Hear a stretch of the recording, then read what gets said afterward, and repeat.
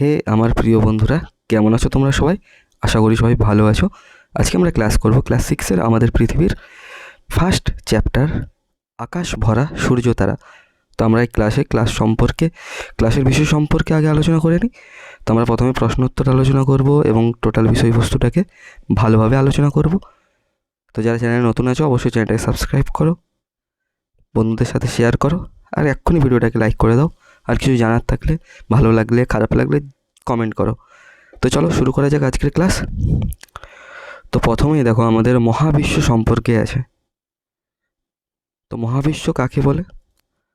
মহাবিশ্ব দেখো, আমাদের যে টোটাল যে ইউনিভার্স আছে, আমরা যে দেখতে পাই, আমরা যখন তোমরা রাত্রেবেলা দেখবে যে অসংখ্য তারা, অসংখ্য আলোকবিন্দু, নক্ষত্র, গ্রহ, উপগ্রহ সব কিছু নিয়েই হচ্ছে আমাদের মহাবিশ্ব। যা কিছু আমরা দেখতে পাই, আমরাও মহাবিশ্বের অংশ, পৃথিবী, সব কিছু নিয়ে হচ্ছে মহাবিশ্ব। তারপর দেখো এইদিকে একটা হলুদ রঙের যে ঘর করে দেওয়া আছে, এখানে আমরা জ্যোতির্বিজ্ঞান সম্পর্কে জানতে পারি। তো আমরা যেসব নিয়ে আলোচনা করছি এখন, যে চাঁদ, সূর্য, তারা, ছায়াপথ, এগুলো নিয়ে যারা চর্চা করে, একে আমরা বলি জ্যোতির্বিজ্ঞান। আর এটা আমাদের বিজ্ঞানের চেয়েও সব পুরনো। আমাদের যে মডার্ন যে সায়েন্স আছে, এর চেয়েও পুরনো হচ্ছে জ্যোতির্বিজ্ঞান। আগেরকার মানুষ তোমার চাঁদ, সূর্য, তারা চলাফেরা দেখে দিক ঠিক করতো। আগে যখন নৌকায়, জাহাজে যখন যেত সবাই ভ্রমণে বা বাণিজ্যের জন্য, তারা কেমনভাবে দিক নির্ধারণ করতে জানো? তারা দেখে, এই তারা এই দিকে উঠছে, এরকমভাবে ওরা ফলো করতো। তো মহাবিশ্ব তৈরি হয় কেমনভাবে? দেখো এখানে দিয়ে আছে, মহাবিশ্ব তৈরি হয় অসংখ্য নীহারিকা, ছায়াপথ, নক্ষত্র, গ্রহ, উপগ্রহ, ধূমকেতু, উল্কা প্রভৃতি দিয়ে। আর কেমন? প্রায় 1400 কোটি বছর আগে তার প্রসারণ শুরু হয়। তো মহাবিশ্ব নিয়ে অনেক থিওরি আছে। এখন তোমরা যখন আস্তে আরও উপর ক্লাসে যাবে, উঁচু ক্লাসে যাবে, তখন আরও বিস্তারিতভাবে জানতে পারবে। তো নীহারিকা সম্পর্কে দেওয়া আছে প্রথমেই মহাবিশ্বের পরে, যে মহাবিশ্ব সৃষ্টির সময় যে অসংখ্য ধূলিকণা ও গ্যাসের মহাজাগতিক মেঘ তৈরি হয়, তা হলো নীহারিকা। এই নীহারিকা থেকেই তারা বা নক্ষত্রের জন্ম হয়। যেমন আমাদের সূর্য একটা নক্ষত্র। মহাবিশ্ব সৃষ্টির প্রায় 10 লক্ষ বছর পরে গ্যাসীয় পদার্থগুলি জমাট বাঁধতে শুরু করে, আর তাদের মধ্যে তৈরি হতে থাকে শূন্যস্থান। জমাট বাঁধা পদার্থগুলো প্রচণ্ড গতিতে একে অপরের সঙ্গে মিলে গিয়ে প্রকাণ্ড আকারে জ্বলন্ত নক্ষত্রের জন্ম দেয়। যেমন সূর্য হচ্ছে একটা জ্বলন্ত নক্ষত্র, এরকম সূর্যের মতো কোটি কোটি নক্ষত্র আছে। বুঝতে পারছো তোমরা সবাই? তো ভালো করে টেক্সট বই পড়বে। তো তারপর দেখো ছায়াপথ আছে। লক্ষ লক্ষ নক্ষত্র নিয়ে একটা ছায়াপথ হয়। আমরা যে ছায়াপথে আছি সেটাকে আমরা কী বলবো বলো তো? আকাশগঙ্গা বা মিল্কি ওয়ে। আমরা যে ছায়াপথে আছি, এরকম অনেক ছায়াপথ আছে। লক্ষ লক্ষ নক্ষত্র নিয়ে যেমন ছায়াপথ হয়, সেরকম লক্ষ লক্ষ ছায়াপথ নিয়ে নীহারিকা হয়। তো দেখো এই ছবিটা হচ্ছে আমাদের যে গ্যালাক্সি, আকাশগঙ্গা বা মিল্কি ওয়ে, তার ছবি। এখানে আমরা কোথায় আছি? আমরা এর মধ্যে কোথায় আছি আমরা নিজেরাও জানি না, কোন পয়েন্টে অতীব ক্ষুদ্র আমরা। এর ভেতরে একটা এর ভেতরে সূর্যের মতো লাখ লাখ নক্ষত্র আছে। সেই সূর্যের পরে আমরা আছি গ্রহ। দেখো ছায়াপথের পরে হচ্ছে নক্ষত্র। নক্ষত্র হচ্ছে অনেক রকম হয়, ছোট বড় কত রকম রং হয়। আর এই তারা বা নক্ষত্র একটা জ্বলন্ত গ্যাসীয় পিণ্ড, যাদের নিজস্ব আলো উত্তাপ আছে। নক্ষত্রের নিজস্ব আলো উত্তাপ থাকে, গ্রহের থাকে না। গ্রহ নক্ষত্র থেকে আলো নেয়। আর তারারা আছে আলোকবর্ষ দূরে, তারারা অনেক আলোকবর্ষ দূরে আছে। তো নক্ষত্রের ছবি দেখো, আমরা আকাশে যে টিমটিম করে দেখছি, এগুলো হচ্ছে সব নক্ষত্র, সব হচ্ছে নক্ষত্র। তারপর দেখো আমাদের এখানে দেখো লাইট ইয়ার সম্পর্কে বলা আছে। আমাদের সূর্যের পরে আমাদের সব থেকে কাছের তারা বা নক্ষত্র হচ্ছে প্রক্সিমা সেন্টারি, যা কত দূরে আছে না? 41 লক্ষ কোটি কিমি দূরে। সে তুলনায় সূর্য অনেক কাছে। সূর্য মাত্র 15 কোটি কিমি দূরে আছে। তাই সূর্যকে বড় আগুনের থালার মতো দেখায়। সূর্য থেকে পৃথিবীতে আলো পৌঁছাতে সময় লাগে 8 মিনিট 20 সেকেন্ড।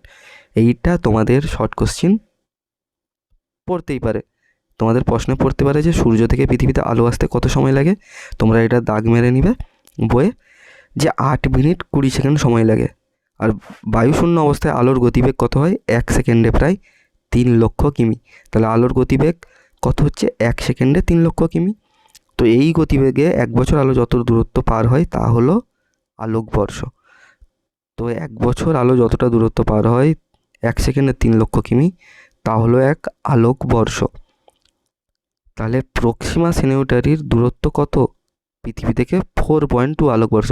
মানে 4 বছর 2 মাস তুমি যদি প্রতি সেকেন্ডে 3 লক্ষ কিমি করে যেতে পারো, তাহলে প্রক্সিমা সেনিউটারিতে পৌঁছাতে পারবে। এরপর দেখো নক্ষত্রমণ্ডল আছে। নক্ষত্রমণ্ডল কি বলছে, যে কাছাকাছি থাকা তারাগুলোকে কাল্পনিকভাবে যোগ করলে বিভিন্ন আকৃতি তৈরি হয়। এরকম এক একটা তারার ঝাঁককে বলে নক্ষত্রমণ্ডল। এই সম্পর্কে কত রূপকথা কল্পকাহিনী ভেবেছে মানুষ। উত্তর আকাশে 7টি উজ্জ্বল তারা, আমরা যাকে বলি সপ্তর্ষিমণ্ডল। আকাশের অন্যদিকে আছে ইংরেজি এম অক্ষরের মতো ক্যাসিওপিয়া, ক্রুশ চিহ্নের মতো বকমণ্ডল এবং অপূর্ব সুন্দর নক্ষত্র নিয়ে কালপুরুষকে কল্পনা করেছে। তো দেখো আমরা ছবিগুলো দেখবো। এটা হচ্ছে কালপুরুষ, দেখো কালপুরুষের মতো আছে। এটা হচ্ছে এম এর মতো আছে, দেখো এম। আর এটা হচ্ছে খ্রিস্টানদের দেখবে যে ক্রস থাকে, প্লাস চিহ্ন মতো নয়, ক্রুশের চিহ্ন বলে, সেরকম দেখো এই তারাগুলো কিছুই না, আমরা কল্পনার মাধ্যমে এগুলোকে যোগ করে আমরা নাম দিয়েছি নক্ষত্রমণ্ডল। তো এরপর দেখো আমাদের এখানে একটা সাইডে দেওয়া আছে যে প্ল্যানেটেরিয়াম, আমাদের এখানে যাকে বাংলায় বলি তারামণ্ডল। তো এই ছবিটা যে আমরা দেখতেছি এটা হচ্ছে কোথায় জানো? এটা হচ্ছে কলকাতায় আছে এমপি বিড়লা তারামণ্ডল। এর ভেতরটা ঠিক এরকম হয়, রাউন্ড থাকে, আর উপরটা ভেতরে এরকম বসে আর উপরেরটা রাউন্ড থাকে। আমরা উপরের দিকে দেখি যেমন আমরা আকাশ দেখি গোল থাকে, এটা হচ্ছে ভেতরের, আর বাইরে হচ্ছে এরকম গোল আছে, আমরা ভেতরে বসি। তো আমরা পুরো এমপি বিড়লা তারামণ্ডল হলো ভারতের পশ্চিমবঙ্গ রাজ্যের রাজধানী কলকাতা শহরের একটি মহাকাশ চর্চা কেন্দ্র প্ল্যানেটোরিয়াম জাদুঘর। এটি সাঁচির বৌদ্ধস্তূপের আদলে নির্মিত একটি একতলা ভবন। এটা দক্ষিণ কলকাতায় আছে, তোমার ভিক্টোরিয়ার পাশে।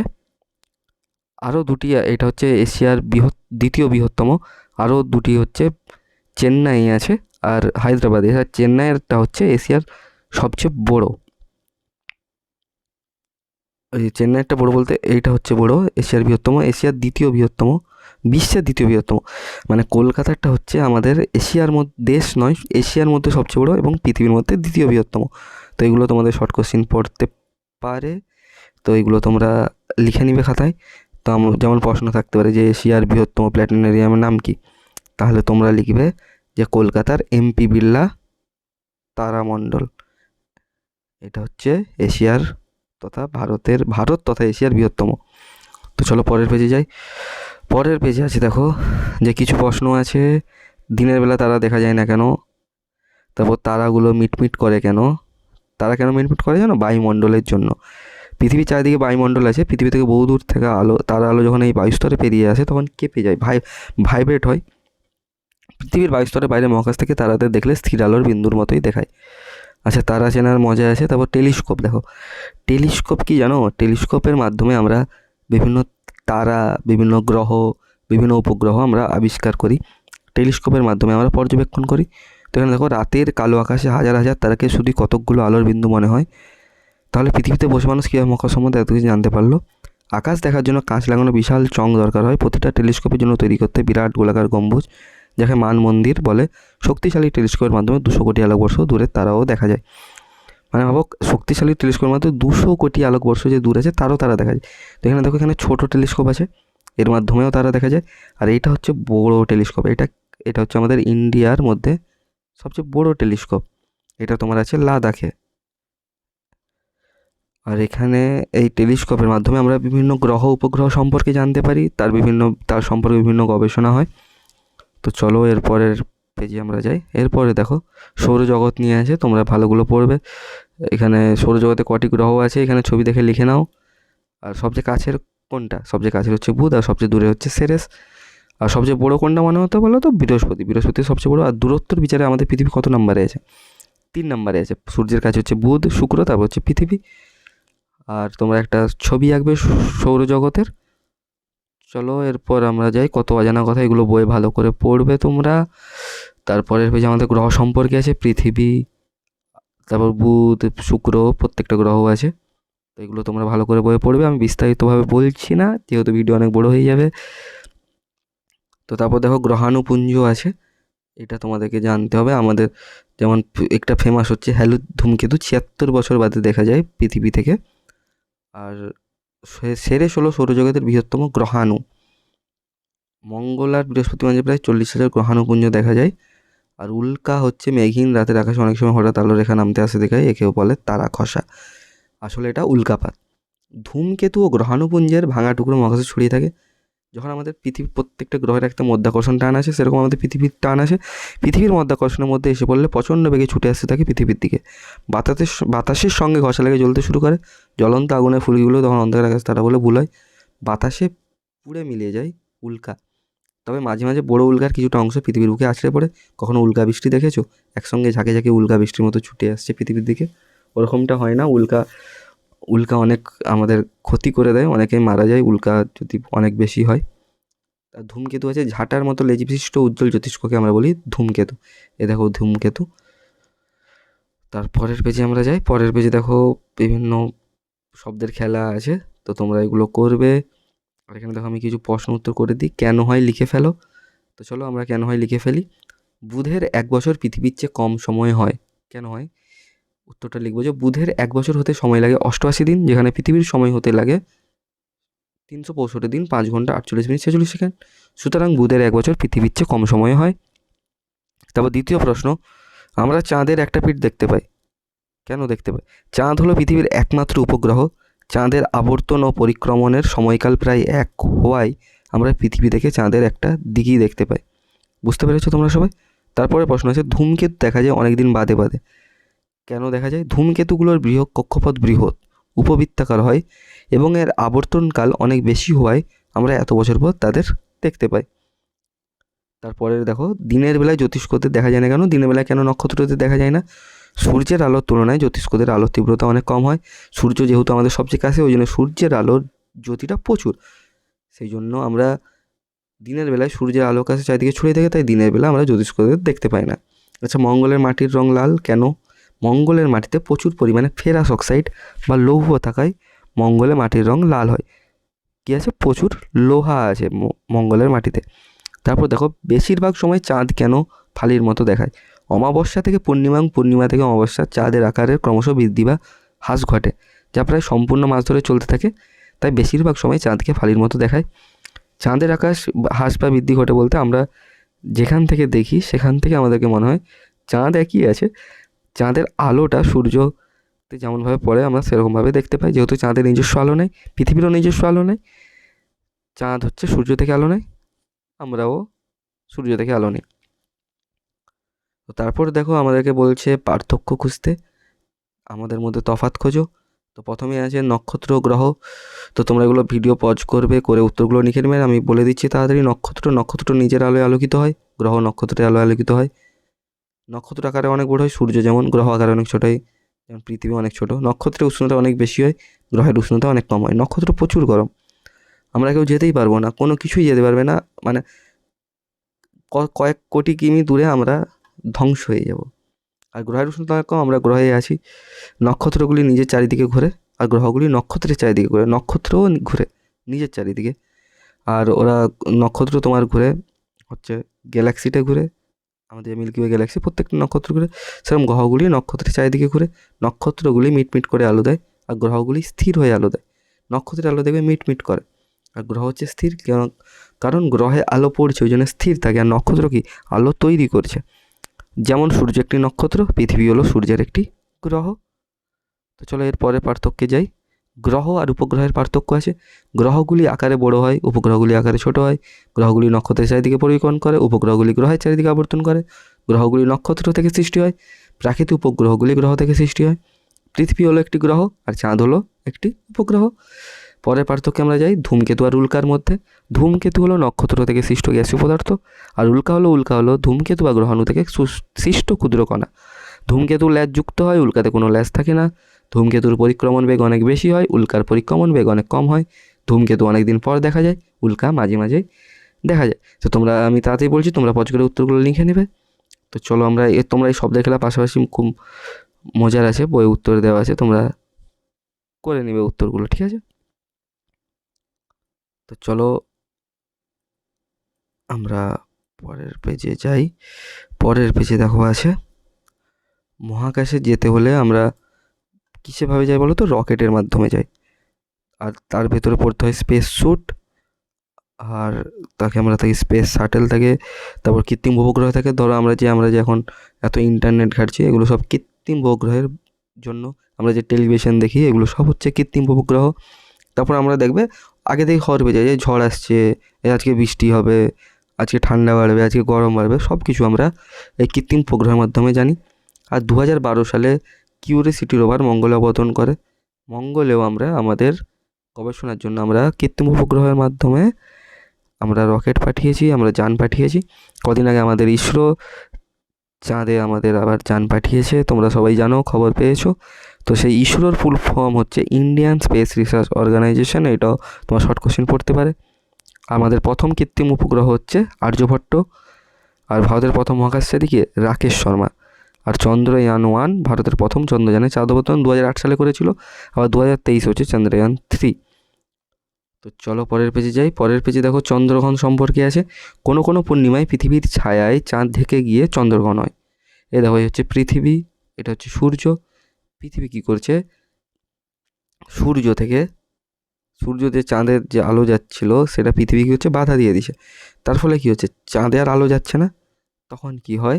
তখন চাঁদকে অন্ধকার লাগে, সেই জন্য হয়ে যায় চন্দ্রগ্রহণ। আর চন্দ্রগ্রহণ বা সূর্যগ্রহণ চলাকালীন জল রান্না করা খাবারে বিষক্রিয়া হয়, বাড়ির বাইরে যেতে নেই। এগুলো সব ভুল ধারণা, এগুলো হচ্ছে কোনো মানে কুসংস্কার, এগুলো কোনো বিজ্ঞানসম্মত ভিত্তি নেই। এগুলো অতি সাধারণ মজাতিক ঘটনা। আচ্ছা, এবার আমরা দেখব চাঁদে অভিযান। আমরা চাঁদেও গিয়েছি। তো চাঁদে প্রথম 3জন যে গিয়েছিলেন, নীল আর্মস্ট্রং, এডুইন অলড্রিন এবং মাইকেল কলিন্স, 3জনই আমেরিকান ছিলেন। তো চাঁদে অভিযান হয় কত সালে? 1969-এর 16ই জুলাই আমেরিকার কেনেডি স্পেস সেন্টার থেকে। অ্যাপোলো 11-এ সবাই গিয়েছিল। মূল অংশ কলম্বিয়া মহাকাশে আর ইগল নামের এক অংশ ছিল। আর দুটো পার্ট ছিল। প্রথমে একটা মূল অংশ ছিল কলম্বিয়া, তাতে মহাকাশে ছিলেন। আর ইগল নামের এক অংশ আছে নীল আর্মস্ট্রং, এডুইন অলড্রিন, তাদের পাঠিয়েছিলেন 20 জুলাই। তো 16ই জুলাই ছেড়েছিল, 4 দিনে পৌঁছে গেছে। তো কিছু আমরা মহাকাশে সম্পর্কে জানো। মহাকাশের প্রথম যাত্রী হচ্ছে রাশিয়ার কুকুর লাইকা, 1957 সালে। তখন প্রথম মহাকাশে পাঠায়, চাঁদে নয়, মহাকাশে। আমরা যে উপরভাগটা দেখতে পাই, মহাকাশ বলি আমরা। তো প্রথমে মানুষকে পাঠায়নি, কুকুরকে পাঠিয়েছিল, যার নাম ছিল লাইকা। এবং লাইকা কখনো ফিরে আসেনি। তারপর হচ্ছে পৃথিবীর প্রথম মহাকাশচারী হচ্ছে ইউরি গ্যাগারিন। আমাদের পৃথিবীর মধ্যে প্রথম মহাকাশচারী হচ্ছেন ইউরি গ্যাগারিন।